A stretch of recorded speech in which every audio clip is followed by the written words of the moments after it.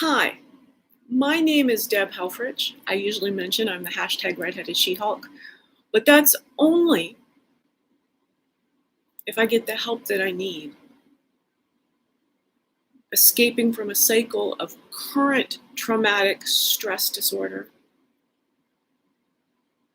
that's occurring because I'm being neglected by all of humanity.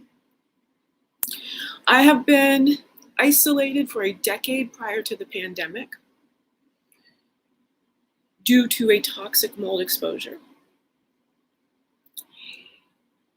And that was the tipping point of a lifetime of chronic neglect.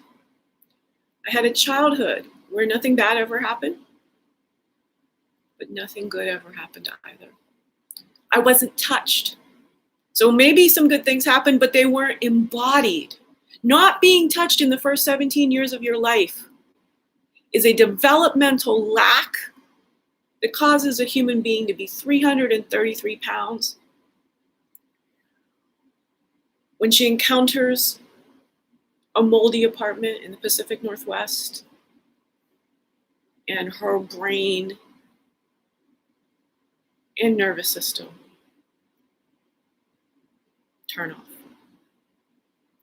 I could not walk or talk.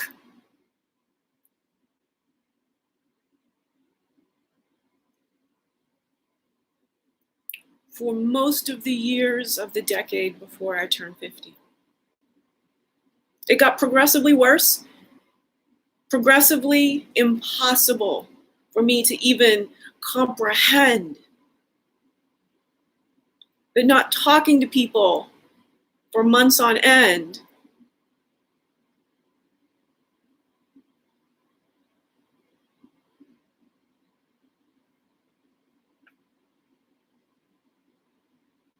there was an organic brain disorder of the mold.